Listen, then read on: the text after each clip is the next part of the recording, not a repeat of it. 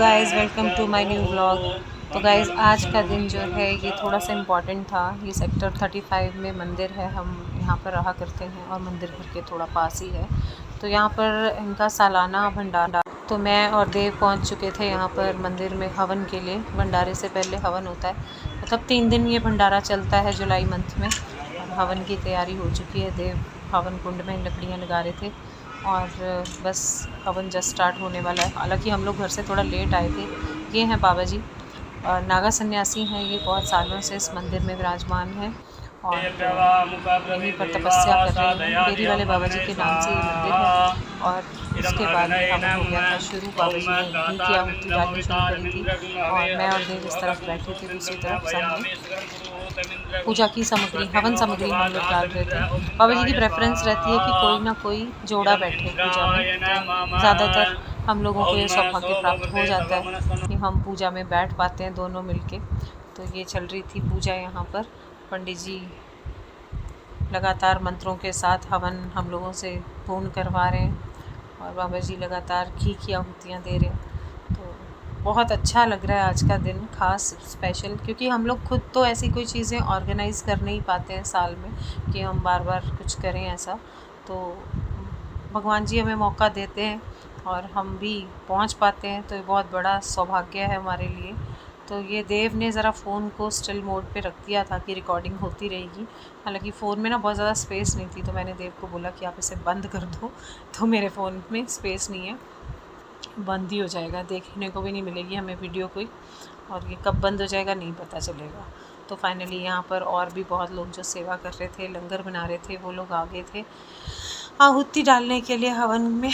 तो हम दोनों भी बैठे थे। बहुत सारे लोग इस बार नहीं आए थे क्योंकि हवन के समय पे ज़्यादातर लोग नहीं पहुंच पाते हैं। तो बस इधर हवन अपनी समाप्ति की ओर चल पड़ा और सब ने खड़े होकर बस अब पूर्ण आहुति करनी है।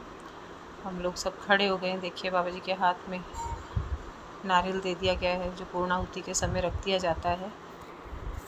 बाबा जी ये रखेंगे नारियल, क्योंकि बहुत सारी चीज़ें हैं जो बाबा जी ने ही की थी, बिकॉज़ हम थोड़ा लेट आए थे, अदरवाइज़ हमें वहाँ बिठाया जाता। बट नो प्रॉब्लम, हमें हवन करने को मिला, ये बहुत अच्छी बात है। और ये घी की देखिए, लास्ट घी डाला जाता है जब पूर्णाहुति होती है और धार बनाकर ऊंचा उठा दिया जाता है कि आप पूर्णाहुति हो गई है। बस अब हम इसके बाद आरती संपन्न करेंगे, आरती करेंगे सब लोग। तो बस घी डाल चुके हैं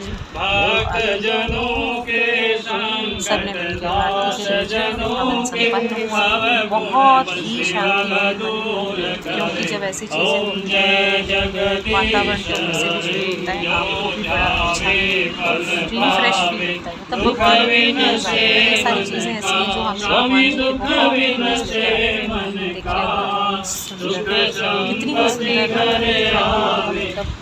यज्ञ में आप दर्शन कर सकते हैं अग्निदेव के और सभी देव देवताओं के। और यहाँ पर उसके बाद ना हर साल झंडा जो है बाबा जी का, ये चेंज किया जाता है।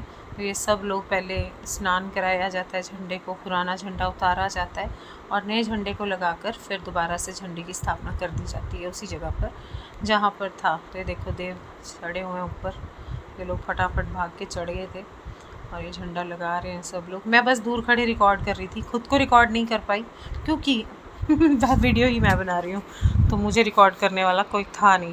तो मैंने सोचा चलो कोई बात नहीं, सबसे बड़ा ज़रूरी धर्म है हमारा कि हम ये रिकॉर्ड कर पाएँ। पंडित जी ने पूजा कर दी थी, अब झंडा चढ़ाने के बाद फाइनल पूजा हो गई है। सब लोग खड़े हैं, सबकी फ़ोटोग्राफ्स भी मैंने ले ली हैं। सबको ये दिख गया था कि बस ये रिकॉर्डिंग कर रही है, फ़ोटोज़ ले रही है, तो सबके बार बार मैसेज आ रहे थे कि बार बार सब बोल रहे थे कि हमें भी भेजना, हमें भी भेजना। किसी के हाथ में देख रहे हो कैमरा नहीं है, कोई भी रिकॉर्ड नहीं कर रहा है। मैं कर देती हूँ क्योंकि मुझे अपना ब्लॉग भी करना होता है, तो मेरे पास ब्लॉग भी हो जाता है। ये पंडित जी बड़े खुश हो रहे थे कि चलो मेरी भी रिकॉर्डिंग कर दी। पंडित जी ने वीडियोस भी मांगी मुझसे, मैंने बोला था इनको मैं सेंड करूँगी। तो ये एक माता जी हैं, ये भी हर साल आया करती हैं, बड़ी दूर से आती हैं ये। तो सब लोग हर हर महादेव के जयकार बुला रहे हैं क्योंकि झंडा स्थापित हो चुका है दोबारा से। आप लोग भी करिए दर्शन। ये तपोभूमि है, बहुत साल पुराना ये मंदिर है, 1949 से है ये मंदिर। कभी आप लोगों को समय मिले तो ज़रूर विज़िट करो, आओ। क्योंकि जो ऐसी जगहें हैं, ऐसे स्थान हैं, बहुत कम मिलते हैं। अब देखिए मैंने भी खुद को रिकॉर्ड कर लिया थोड़ा सा कि चलो मेरी शक्ल भी आ जाए कि मैं भी आई थी, दिखाने के लिए कम से कम। रात का समय हो गया था, रात को भजन कीर्तन होता ही है।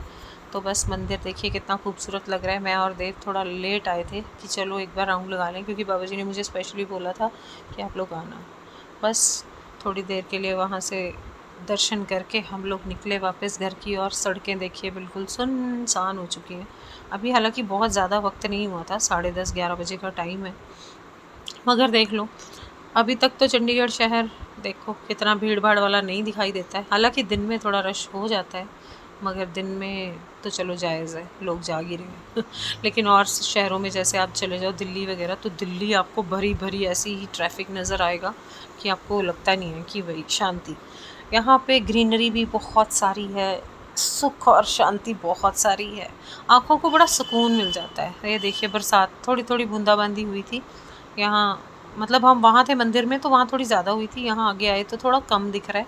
और तकरीबन बारिश आगे आगे देखो आप, सूखा ही मिल रहा है हमें, कहीं बारिश नहीं है। आज का व्लॉग बस यहीं एंड करते हैं, मिलते हैं नेक्स्ट।